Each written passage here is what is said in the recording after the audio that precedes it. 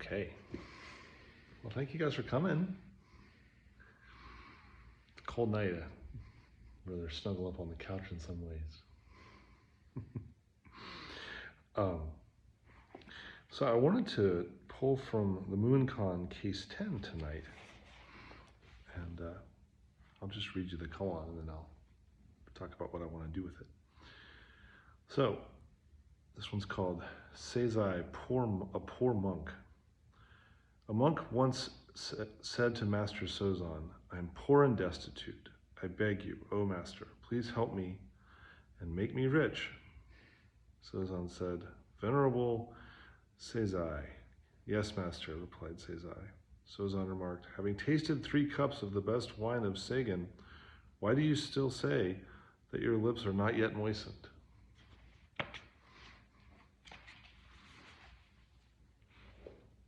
I'm poor and destitute, don't have anything. The teacher says, "Well, got everything you need. You're saying that you haven't had anything to drink and you've had 3 cups. So what I want to talk about is stress and how we relate to being stressed. Because I think when I look around, I observe that many people, including myself sometimes, are unbelievably stressed.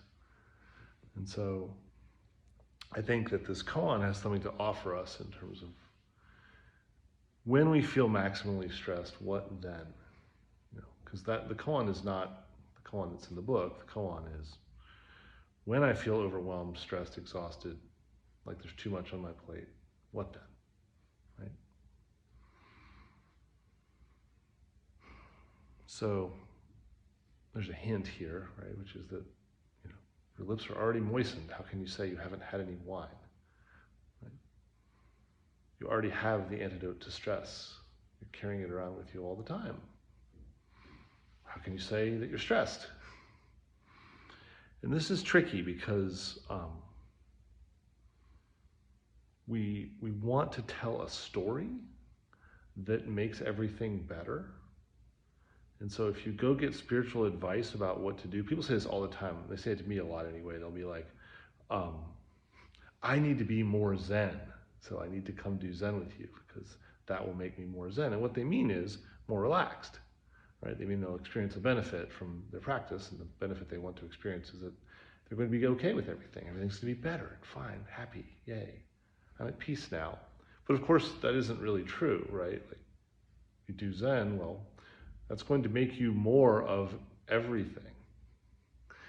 It's going to make you more sad when you're sad. It's going to make you more happy when you're happy. It's going to make you be where you are. So what do we do when we're stressed? What do we do when there's too much going on? We want to tell a story, especially spiritual people want to tell a story, right? We want to tell a story something like, well, my guides are helping me to release the blocks that are preventing me from being stressed, right? Or, well, I have faith in Jesus, and so I know that I'll end up in heaven, and so everything's fine. Or we can sort of do this game as much as we want, right? I'm just going to use my mantra and tell myself everything's going to be okay. So all of those are some form of resistance to what is. And there's nothing wrong with using a coping skill, right? I mean, maybe saying to yourself, like, I can get through this will help you get through it. Like, I'm not anti-coping, but we have the capacity to be greater, to do more, and to be fully alive even when things are hard. And in fact, when we are fully alive when things are hard, they aren't as hard. And so what I've really been sort of sitting with, my own family recently went through a pretty difficult period where my mother-in-law passed away quite suddenly. And I've been observing that a lot of people in my circle have had similarly sort of surprising events happen in the last, say, 3 to 6 months. And so I've really been sort of sitting with, okay, well, how do you speak to that from a place that's real, right? How do you speak to When you've lost your job, or when someone passes away, or when your pet dies, or when you don't have enough money to do the things you need to do, like real problems, right? What does Zen have to offer us, if anything, in those moments? And I think that the answer to that is that we have, when body and mind drop away, we have so much more capacity to be and do and heal and help than we ever imagined. And so, the first thing is go be there. When my mother-in-law passed away, there was a point where I had to tell my daughter's 8, and they have a close relationship. And so telling her that had happened was really hard. And we foresaw for a couple of weeks kind of where things were going, and I knew that conversation was probably coming. And I tried to give her some good days, beforehand, so that she felt happy and stable. But there was a moment where, my task was to tell her what had occurred and then work with what happened next from a place of not knowing. And so that meant that my job was to sit down and say, unfortunately, that your grandmother's been sick, and unfortunately she was too sick. The doctors weren't able to save her, and she passed away. At which point her eyes got big, and then she started sobbing. And then there we were, right? Sobbing together, right there in that tragic moment. But if you're there in that moment with that, there is no stress, right? The stress is the separation between what is and where you wish you were. But, wishing we were somewhere else doesn't take us somewhere else. And using strategies that distract us from where we are to tell us that we're somewhere else doesn't take us somewhere else, right? Weirdly, being exactly where you are causes that place to just be what it is, right? And so then when we're there sobbing, I'm not thinking, oh my God, I'm so stressed, I can't believe this tragedy has happened. Like that's not present. It's just crying. And so when we think about how do we relate to everything, right? How do we relate to the dishes in the sink? How do we relate to our job? How do we relate to an annoying manager? How do we relate to a customer we have to cope with who's difficult? When we, Zen is about non-separation. Right? When we create separation, one of the ways we create it is by telling a story about the thing that we're encountering. So that might, and usually our identity is woven into that story. So that might look something like, oh, I've had a really stressful day, I can't cope with these dishes, right? Or, how dare that person speak to me that way? I don't deserve this, right? And what's strange is I'll use a really extreme example. I once had the experience at a Colorado Rockies baseball game of I went and I used the restroom. And while I was in the restroom, someone came in and they looked at me. I kind of had turned around from going to the bathroom, and they were in front of the door, and they glared at me, and they were like, "I'm going to kick your ass." Out of nowhere, not someone I knew, no previous interaction. I have literally no idea what was going on, right? But I just put my hands up like this, and I went, "Okay," and they ran.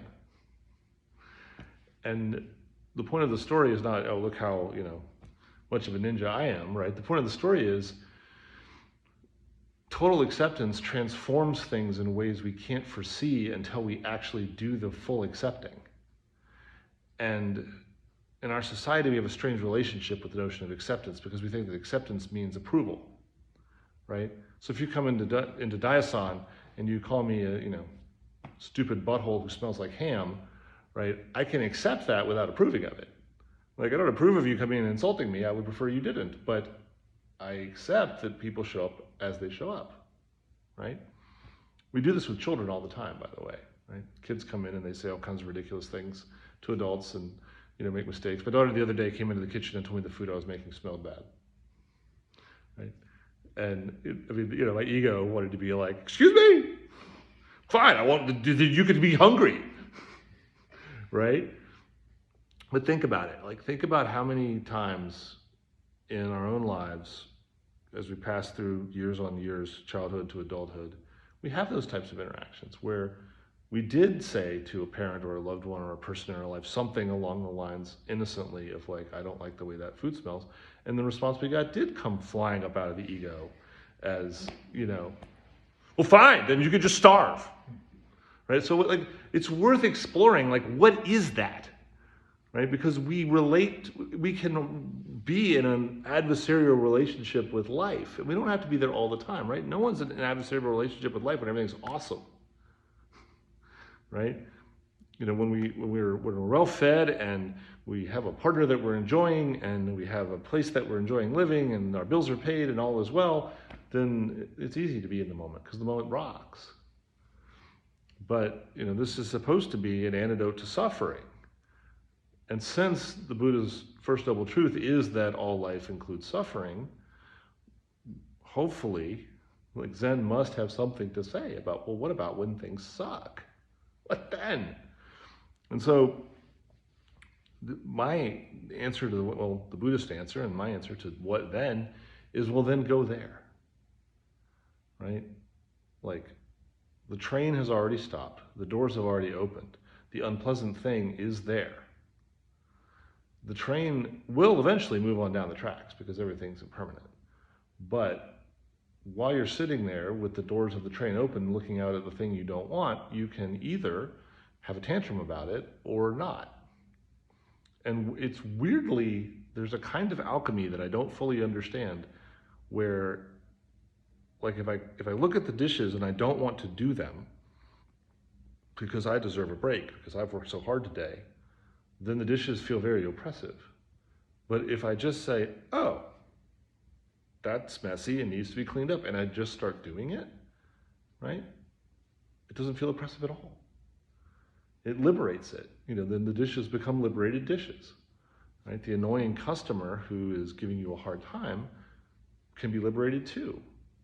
And then in that space, that's where compassion comes in.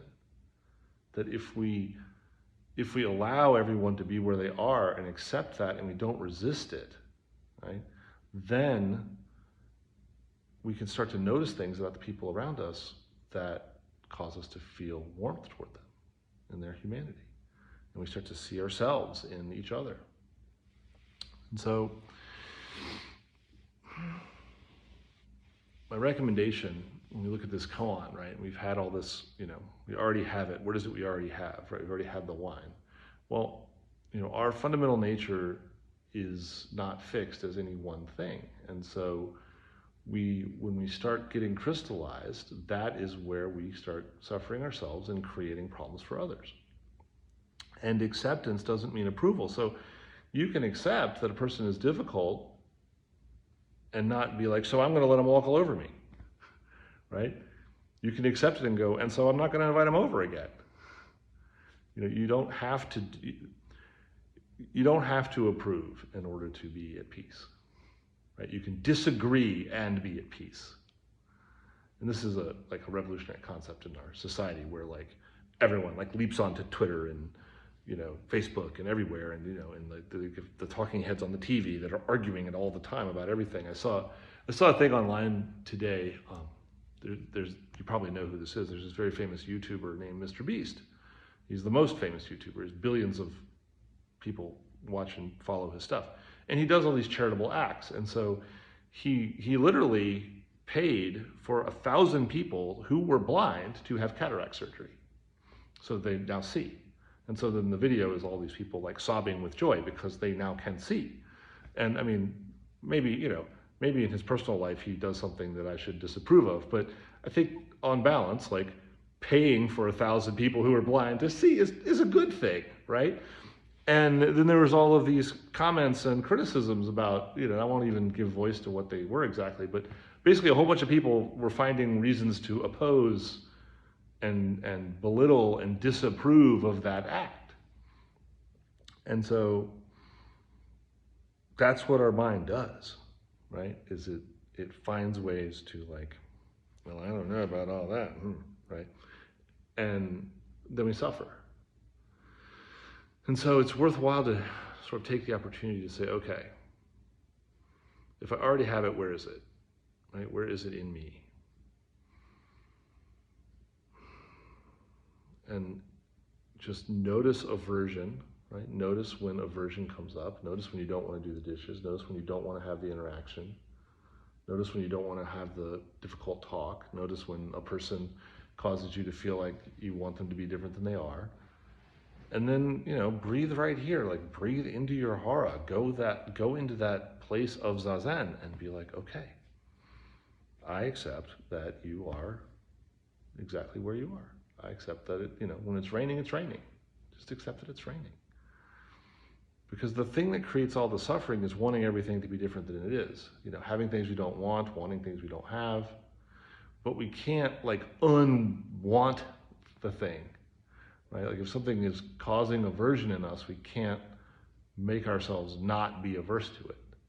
What we can do is we can accept that that's the feeling that's arising. And then that acceptance emerges out of a very different place than the aversion, right? The openness that just does the dishes is a completely different vibe than the ugh, why do I always have to be the one to do the dishes? Just do the dishes, right? Just do them.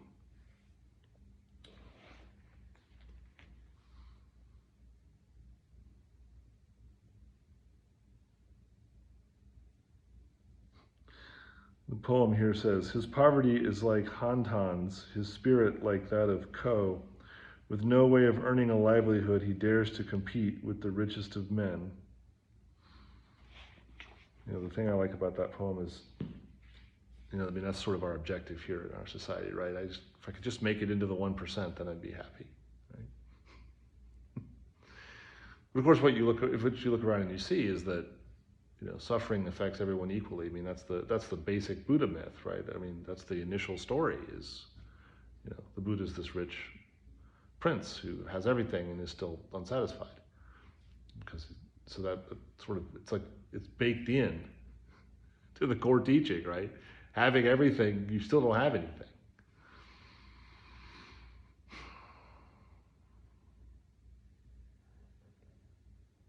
And we can accept people who are chasing things that we don't particularly want, right? The guy who cuts you off in the BMW with the cell phone and the, yelling at his secretary to, I don't know. I'm not great at impressions of angry corporate lawyer types, but, in my mind, what I see in my mind is buy, sell, the classic 80s movie, But we see that person, and then we could say, well, I espouse all of these holistic values, and so then when I see someone who doesn't espouse those values, I can be like, look at that, bad person, right? And then now we're reacting to that. Or we could just say, hey, that person's a product of beginningless karma going back to the Big Bang, for which I have great compassion, and I allow them to be exactly who they are and exactly where they are, and I'm going to do the same thing for myself, and then we'll see where we end up. And wildly, it seems to be the case that many times when we do that, all kinds of strange openings and synchronicities start happening.